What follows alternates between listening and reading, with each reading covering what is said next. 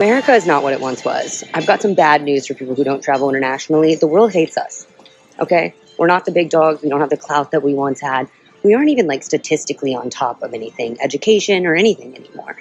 And I've traveled a lot internationally. Over COVID, obviously, I stopped. And there's always been an underlying tone that America is dangerous. But, you know, we run Hollywood, so a lot of the media that is consumed by people in other countries is still American. However, I'm on my first international trip since COVID, and it has gotten worse. I have heard from every nationality that America is dangerous, but I arrived in Indonesia, which is a country that, you know, a lot of people aim to get out of and go to America. And the first thing that my taxi driver says to me is that he's afraid of America because of all the poppy seeds that we're taking and all the jazz powder that people are using. And he's convinced that people are walking around the US like zombies. Because that's what's on the internet. That's what these people are seeing. And I think it's a really big lesson if you are sheltered and are not leaving the US. We don't got it. Like, we don't got it anymore. People don't want to live in America. People aren't eager to live in America. When I was in Europe, a lot of the kids said their parents wouldn't let them go to America because they were afraid they were going to get popped by the police. Like, those are the fears. The only fear that Americans have when their children travel overseas is that they're going to be, like, in the movie Taken, which is a very small possibility. And they just use that as a fear. I don't even, like, that's not really even a founded fear. People aren't taking Americans when we go, because you know how big of a hell case they would raise if some little white girl went missing? That's not what's happening. But what is happening is other people from other nations are going to America and bad things are happening to them. So, just a reminder, we ain't My entire series on how the world views the US highlights the concept of how all of us were raised to believe we live in the greatest nation in the world. We were taught, or perhaps indoctrinated, that everyone around the globe just wanted to move here so badly, and that America is the promised land.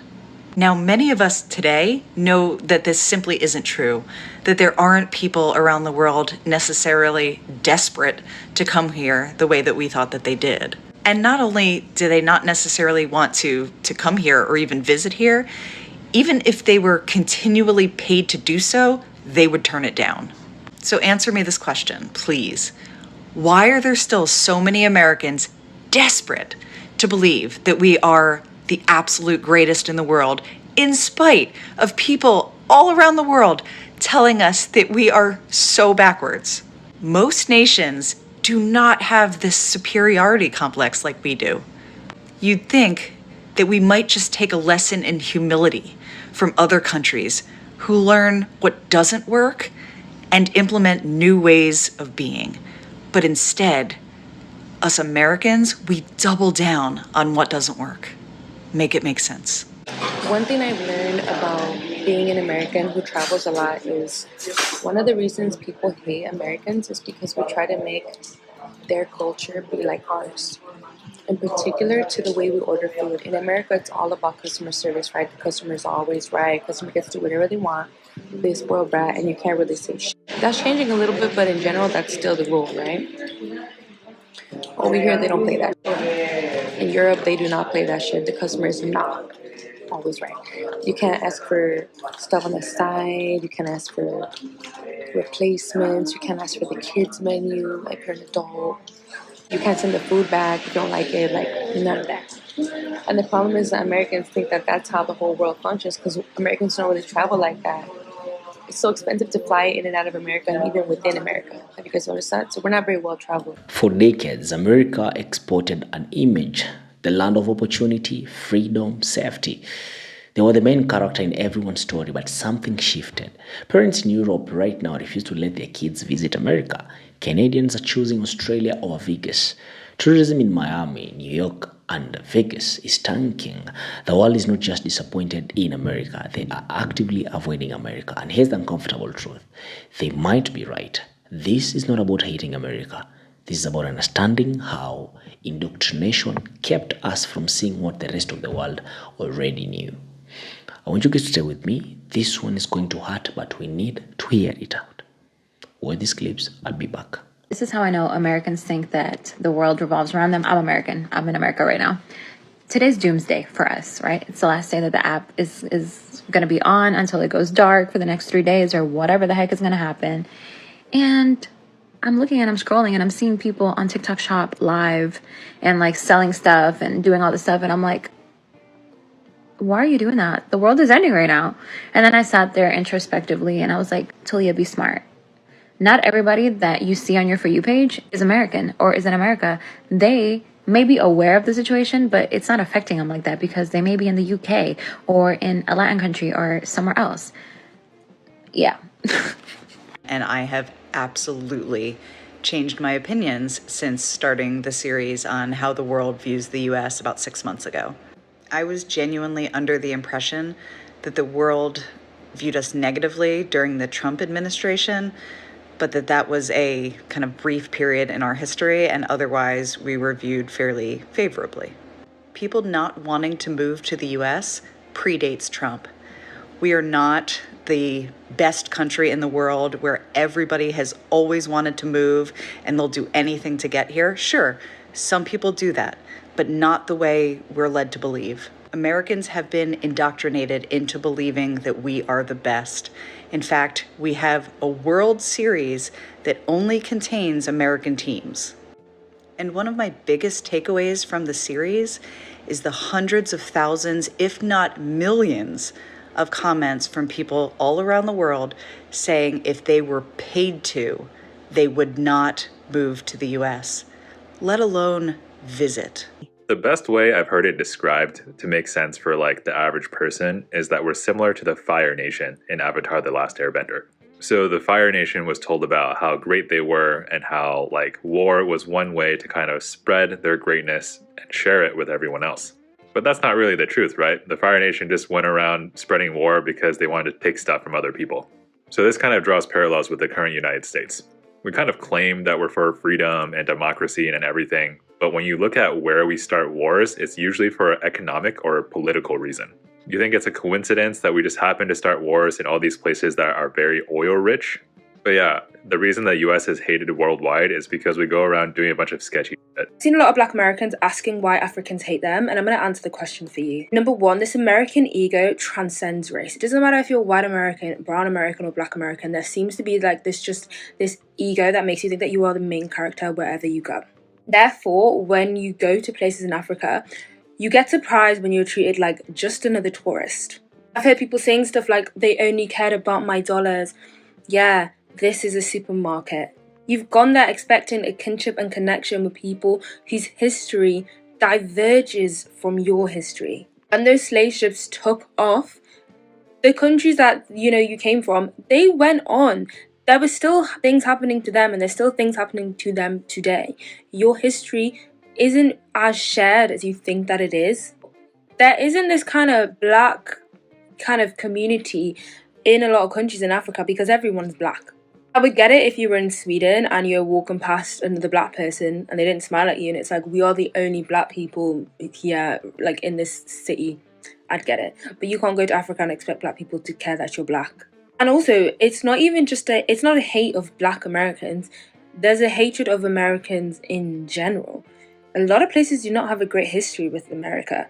And while it's very much clear to us that we can live in countries like England with terrible histories and who are right now selling billions of pounds and arming places like Israel, we can understand that within these countries there are different politics, there's different dynamics, there's still social hierarchies. We cannot expect people who are on the receiving end of the violence of the countries that we live in to care that we are not at the top of the social hierarchy here. But I get called European child by my own relatives who I am literally biologically related to. Because nobody cares, because I was raised in Europe, so I might as well be white to them. Can't go to other countries and bring the race dynamics of your countries to theirs. And there are places where you go where people won't treat you like that. People will accept you and will be like, oh, I'm so happy that you're here. But you guys keep going to places that are heavily populated by tourists, by American soldiers, and a lot of these American soldiers are Black. And then you're acting surprised when people aren't that, shocked and happy to see you. So to conclude, it's not that they hate you, it's that they don't care about you. I just learned about something absolutely absurd that we do here in the US that no one else in the entire world does. Here in the US, we incarcerate people under the age of 18, 13 and up, for life. So there are teenagers that get sentenced to prison for life. They can die in the prison. They will die in prison. In 2020, an average of 1,162 children were arrested every single day. And, as you can imagine, because it's exactly the same with adults, Black children are disproportionately affected. 22 states in the US have yet to ban children getting life in prison without the possibility of parole. I'll give you a guess as to which some of those states are. Here's a sample of what the rest of the world thinks of the United States. Green means you have a favorable opinion of the US, blue, unfavorable. A lot of these tie into current events, like Poland's sky-high 93% rating, which makes sense given our mutual support for Ukraine. The overall results will be a bit surprising to those of us who remember the 2000s and the unpopularity of the Iraq War. Today, nearly twice as many respondents have a favorable view of the US as an unfavorable view. I think the result that's going to surprise Americans the most is just how unpopular we are in Australia, where nearly half the population has a negative view of the United States.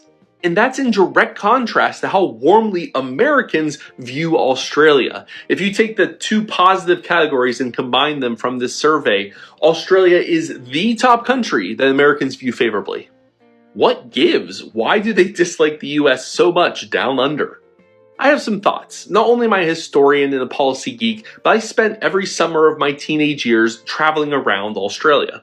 And the first thing to remember is that Australians all learned in history class that they spent the last century playing second fiddle to the imperial ambitions of their British colonial overlords and then on the behalf of America in Vietnam and the Gulf War.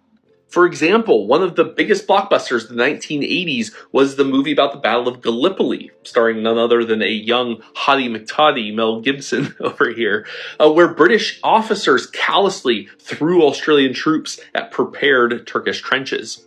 In the 1960s, Australians very much felt that once again Australian troops were being sent, this time to Vietnam, to fight for the imperial ambitions, this time of America instead of Britain. The largest per capita anti-war protests in the world were actually in Australia. And so for many Australians in the 90s and the aughts, it felt like Australia was repeating that history all over again, this time in the Middle East. But the thing I actually heard the most as a teenager in Australia, especially in the 90s, was a sense that the US wasn't playing fair with Australian farmers.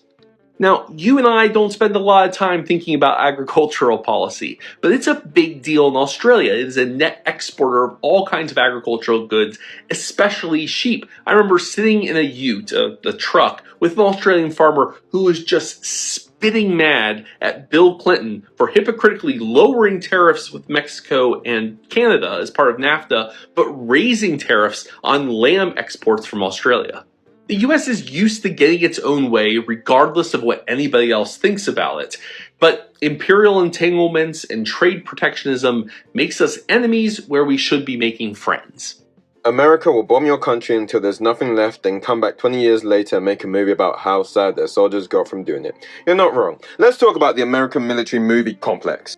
And I haven't even watched this yet, but isn't that exactly the plot of Cherry? Generally, war movies are probably like my least favorite genre. 1917 is one that stands out. That's pretty damn good. But yeah, I think we all know how a lot of these movies are just used for propaganda anyway. But what is a lot less commonly known is that the Department of Defense sponsors so many movies that aren't even war movies, which then also get used as means of propaganda. Because if you want to use military equipment in your movie, you have to apply directly to the Department of Defense, and who then have to approve your script. They have criteria that you have to meet to even get approved, so a lot of the time, military cannot look like the villains in your movie. Transformers, DoD sponsored. Godzilla, DoD sponsored. DoD sponsored. DoD sponsored. And if you wait to the credits, you can see it. Top Gun is the best example of this because this whole movie is just used to rebrand the American military after Vietnam. As an American traveling around Europe, we had to talk about this. I'm currently in Finland. But most countries that go to around Europe always talk about how Americans are self-centered and how the world always revolves around the U.S. But the crazy part is, when I turn on the news, it's American politics. And even when I was playing basketball at the local courts in Finland, the kids were speaking American English. They were saying stuff like, "Oh, you're garbage, bro," or "Pass me the ball," but then mixed in with Finnish. They call it Finnish English. And the wildest part, the thrift stores. Come look at this. 90% of the thrift stores I've been to all have American gear. Colleges, pro teams, NFL teams, basketball teams, everything. They even got a proud to be an American shirt in Finland. Even with the food. The Cool Ranch Doritos literally say Cool American. Bruh. Though some Americans can be a bit proud, it's not really our fault. You go anywhere around the world and the American influence is everywhere, and we can't really help that. You can't make it up, can you? It's comments like this. They don't just happen on TikTok. They happen off of TikTok as well. And it's so unnecessary. American people. So this is what I'm trying to say with all of this. One, people hear me talk, and if they don't know I'm Canadian, they don't follow me here, they don't know me in real life, they'll often assume that I'm American. I'm Canadian. But this is what everybody thinks of me when I open my mouth. Now, before you say, it's not everybody, it's just a few ignorant people. No, I would say it happens on a daily basis. There will be some comment, some, it's just banter, it's just a joke, babes. Like, I've got a few comments like that on this thread, and it's not. Because you would not like if someone was constantly dissing where you come from. And I don't come from America, but people often assume that I come from America, and it's still meant and said as a bad thing, and it's not cool. So for me, I'm starting to feel convicted because a lot of the things as a Canadian that I do are very similar to an American. So how can I sit here and be like, ugh, cretins of the earth, Americans, but I do so many things sound like them, etc. So I don't know, I think maybe you should maybe go educate yourself a bit more. There's always going to be stereotypes of every single society. If I went into some of the British stereotypes that I see here, let's be real, I would probably have death threats. I would probably have someone telling me I need to stop whinging, moaning, etc. But there are things that I see here in England that I equally would say is obnoxious and uncouth. Question for people in other countries. Do you want to visit us anymore? No, just flat out no. And the ones who do want to go to the US, it's because they do not truly understand what it's like to actually live in the US. So I'm going to break it down for you. The American dream is dead. America is for the wealthy and nobody else. Another thing is, I'm afraid of being unalived at every single point. Like, I step out of the house, whether it be the grocery store, at a restaurant, it doesn't matter. And I'm a privileged person. I am a white person, and I am afraid of the pew-pews. I cannot even imagine what it's like for people who don't have my skin tone. Another thing, it's very hard for me to make friends being outside the US, like even for a year. Like, it's one of two things. Either they get this look on their face where I'm just like, okay, they just really don't care, or they see me as bragging. Also, the food is designed to make us sick, and don't even get me started on healthcare. I'm curious on Europeans' opinions on why they don't like Americans. I'm an American that's been living in Amsterdam for about 8 years now. I'm completely integrated. My partner is Dutch, which is why I moved out here. I speak the language. I've got primarily Dutch friends. And here are some of the reasons why I have found that the Dutch, particularly, don't like Americans. So the Dutch mentality is all about nuchterheid, is the word that they use. And it's about being down to earth. It's about being level-headed. It's about being just like everybody else. Nobody is better than anybody else. And if you look at the American mentality, it's completely the opposite. It's about trying to be better than everybody else, trying to be the star, trying your hardest to be something. They find that type of mentality completely rude, dishonest, and, how they like to call it, fake. The second biggest reason is because Americans are brought up with the idea that America is better than everybody else, this savior complex that they saved everybody, they are the example, and that couldn't be further from the truth. If you look at things like gun control, healthcare, safety, equality, I mean, the US is the worst. Not admitting to that is something that they completely hate. And lastly, I don't know why, but there is this view that Americans are dumb. We are just dumb to them. I think that's something we're never going to be able to change. They're always just going to view the American mentality, the American mindset as just dumb. After 8 years living here, I can safely say that I totally agree with the Dutch mentality and I share their view on us Americans, sadly. As much as I love my American friends and my American family, I don't love my country, and I only saw freedom and opportunity until I left. Let me tell you about the day I realized America might not be what I was raised to believe. Right? A friend was at a cafe in Amsterdam chatting with a Finnish exchange student. When he mentioned he was from the States, her face changed, not with excitement, with concerns. Aren't you afraid? She asked. Of what?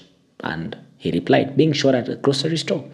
That moment broke something in him because she wasn't joking. She was genuinely worried about my friend, who grew up on a very specific story. America was the greatest nation on earth, the promised land, the place everyone wants to be. Hollywood made sure of it. Top Gun, Rocky, every blockbuster showed America as the cool kid, the savior, the main character of history. And we all believed it. How could we not? From kindergarten to college, we were told we live, if we go and live in the land of the free, the home of opportunity, right? People are indoctrinated to think that everyone around the world was desperately trying to get to America. But here's what they don't tell you. The Department of Defense literally sponsors films to shape the narrative. Top Gun wasn't just entertainment, it was a propaganda to rebrand the military from Vietnam. America's cultural exports have been so powerful that Finnish teenagers use American slang. European thrift stores are filled with sport jerseys and Doritos, which are literally branded as cool American abroad. Right? So America won the culture war, but they are losing the credibility war. Now, let me share what international communities are actually saying, not what we think they're saying. European parents are refusing to let their children visit America, not because of inconvenience, because of fear, because of gun violence, because of police brutality, fear that their kids might become a statistic in a country that incarcerates 13-year-olds for life without parole. A practice almost unique to America. Canadians, neighbors to America, boycotting American tourism. They are choosing Europe. They are choosing Australia. They are choosing anywhere but not America. Not because of gas prices or weather, but because of America's political rhetoric and the growing perception that America has become hostile, dangerous, and arrogant. Tourism industries in Miami, Las Vegas, and New York are tanking. People are cancelling World Cup tickets. Some international respondents literally said they wouldn't visit America if you paid them. Think about that. The nation that once symbolized aspiration has become a cautionary tale.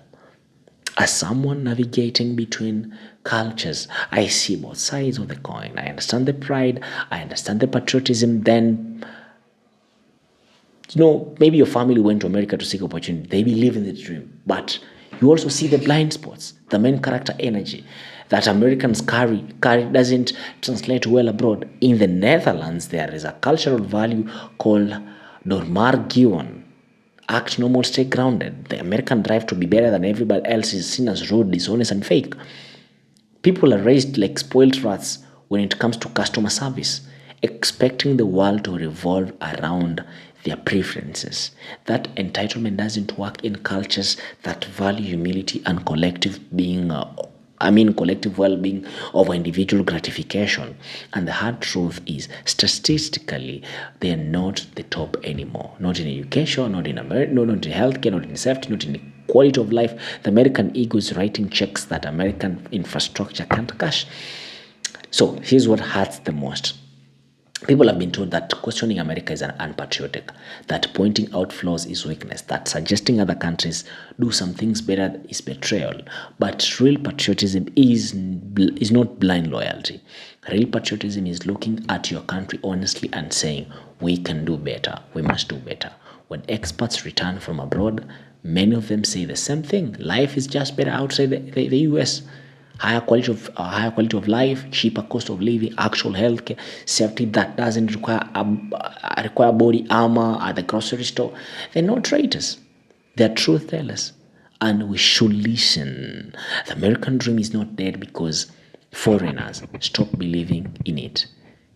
It's dead because America stopped making it real. They can export Hollywood all they want, but you can't siege away from gun violence. You can't green screen affordable healthcare. You can't edit out the fact that American kids practice active shooter drills while other developed nations don't even understand the concept. The world is not avoiding America because they hate America. They're avoiding America because they're terrified of America and tired of their arrogance. And if you want to reclaim your reputation, you need to stop performing exceptionalism and start earning it. Not through propaganda, not through military might, but through creating a society that's actually safe, equitable, and worth emulating.